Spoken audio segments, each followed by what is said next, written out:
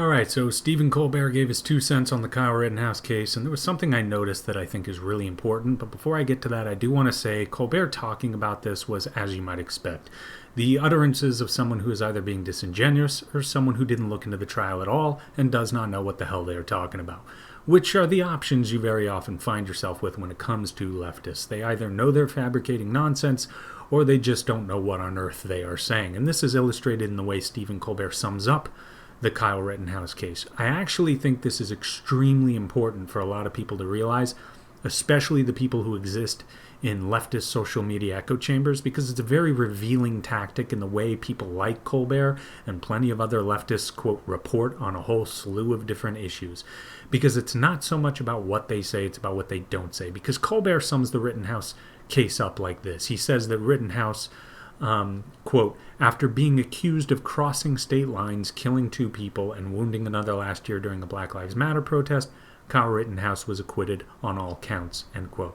So that's the way Colbert sums it up. And then, of course, Colbert's moronic sheep-like audience boos and moans at this, which is just predictable. But think about that summary of the Rittenhouse case. Just, he crossed state lines, killed 2 people, and injured another at a BLM protest. The reason why that is frankly an insidious way to describe it is because while the words he's saying are true, you leave out factual information that is not up for debate that would completely transform the picture he's trying to paint. Now, what do I mean by this? Well, let's just think of a hypothetical situation. Let's say I live in Philadelphia and there's a BLM protest happening in Camden, New Jersey, which is about 15 minutes away from Philly. But it is in another state. Now let's say I am a legitimately evil right-wing sociopath, so I load up my guns, drive over to Camden, and just unload on the crowd, and I kill 2 people and injure another. And I do this with nothing but politically motivated malice and vitriol. Okay, it's important to note that the way Stephen Colbert described the Rittenhouse case, not one word of it needs to be changed to precisely describe the horrifying hypothetical situation I just described, in which I would inarguably be a pure psychopath, who did not defend themselves and actually initiated force against everyone else. Not one word Colbert said needs to be changed to describe the situation I just made up. Now, what else is equally important? Well, as I'm sure you know, and everyone else with a functioning brain that followed the trial even minimally would know, that hypothetical situation I made up is an entirely different situation from the Rittenhouse case. They share almost no details. Now, I understand Colbert needs to sum things up in a timely fashion on his show, and he can't go into extreme detail, but to sum up the facts, the findings, and the verdict of the Rittenhouse case without using the term self-defense once, or at least even allude to it, is disgustingly disingenuous, and it goes to show precisely how the art of BS works among the Colberts of the world. Because as is clearly evident, it seems that Colbert, his audience, and the people who think, or rather don't think, like them, they seem to be under the impression that the Rittenhouse case is actually a lot like the hypothetical situation I just made up. And it might have something to do with the way people like Colbert describe it.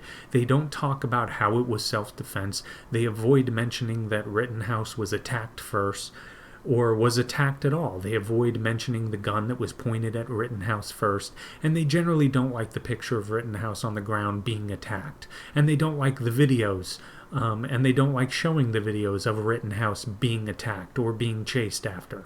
I think that might have something to do with the completely incorrect view that some people, like those in Colbert's audience here, have on this case.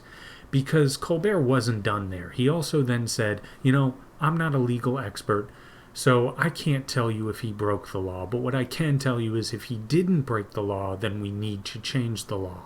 And then the crowd applauds, again, showing how they're just sheep. But the question needs to be raised then, Colbert, what exactly would you change? You do realize we have all the information about this case from video and testimony? Rittenhouse was not the aggressor. He clearly was acting in self-defense from attacks that could have easily been lethal. A skateboard to the head, for example, absolutely can kill you. That isn't some funny little goofy thing that you shouldn't bother defending yourself from. A punch or a kick to the head can kill you. As it happens, we have that photo of someone jump kicking him while he's on the ground. And then someone pulled a gun on him and pointed it at him. He defended himself from aggressors who initiated the entire situation.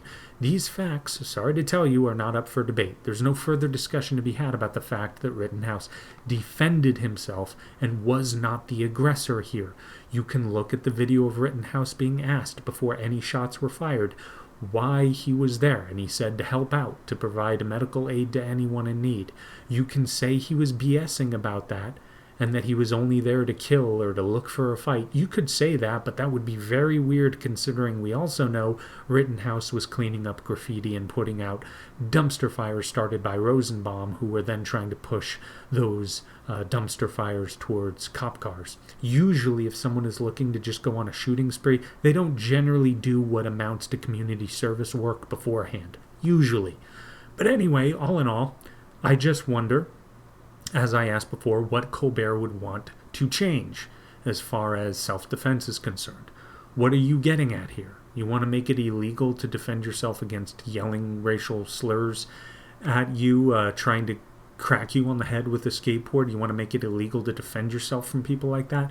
You want to make it illegal to defend yourself from someone who's pointing a gun at you and who actually pointed a gun at you first? You should just sit there and take it and possibly die? Well, dare I say you're not even close to being as good of a person as you may think you are. I actually think you're pretty close to the bottom. And your audience, and your audience's ability to think critically or rationally seems to be completely on life support as well, it seems. And it's not surprising since they listen to you, someone who is clearly a BS artist. But anyway, that's all for now. Like, subscribe, share this video. It's extremely appreciated, and you take it easy.